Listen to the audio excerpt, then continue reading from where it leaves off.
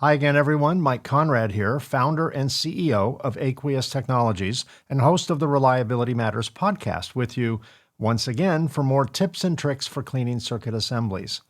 If you've been in the electronic assembly industry for any amount of time, there's little doubt you've heard of the term ECM, or electrochemical migration. What is ECM? What causes ECM? And what types of failures does it produce? I'll answer those questions when I return in just a moment.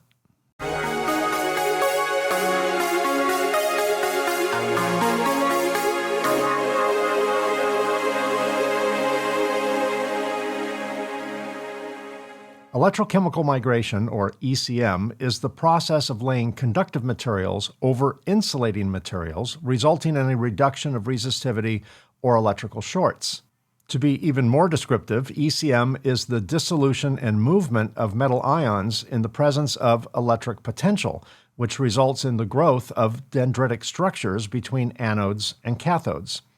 The process is most commonly observed in printed circuit boards, where it may significantly decrease the insulation between conductors, frequently resulting in electrical shorts.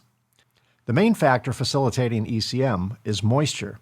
Usually the process involves several stages: water absorption, anode metal dissolution, ion accumulation, ion migration to the cathode, and dendritic growth.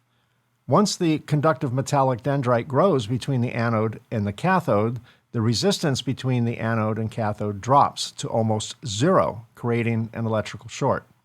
Sometimes there's not enough dissolution of the metals to create a dead short, but it could still result in a reduction of electrical resistance. Parasitic electrical leakage is a good example of that. If a circuit assembly is not cleaned and conductive residues are allowed to remain on the assembly, which is a common phenomenon when boards are reflowed using no clean flux and not subjected to a cleaning process, the ionic residues may become problematic under specific circumstances. It takes three factors to create an ECM event. First, the assembly must have an electrical bias. All circuit assemblies have an electrical bias. Second, there must be a conductive residue on the assembly. Conductive residues can be deposited onto the assembly from several processes, including board fabrication, component fabrication, human interaction, assembly processes, and of course, through the flux itself. Finally, there must be moisture. Where does moisture come from? The most common form of moisture is simple humidity. Electrochemical migration failure mechanisms fall into three categories: dendritic growth, parasitic electrical leakage, and conductive anodic filament, or CAF. The most common and most severe manifestation of ECM is dendritic growth. That's where all the drama occurs. Here you can see dendrites growing in real time, thanks to our friends and colleagues at Foresight. The metal structure growing between the anode and the cathode is conductive.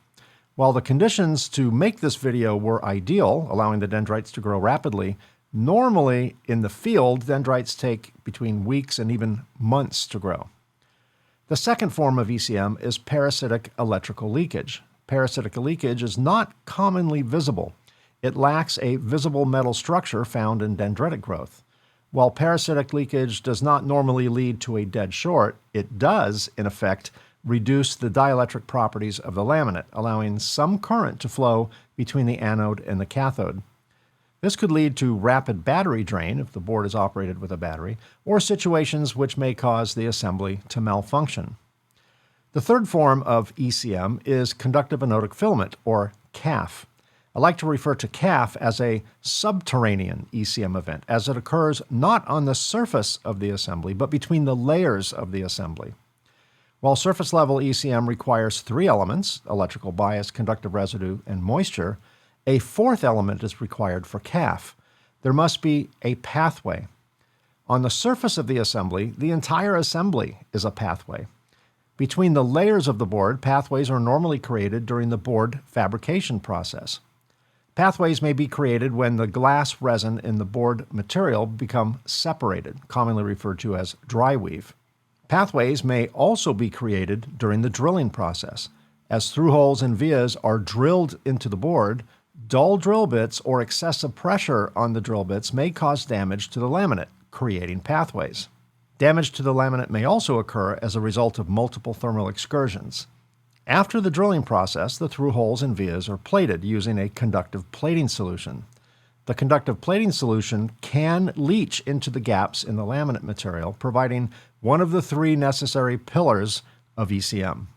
While surface-level ECM can be prevented by performing a thorough cleaning process, CAF cannot be prevented by cleaning.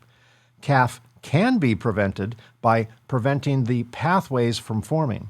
If there are no pathways, the conductive plating solution will have nowhere to go.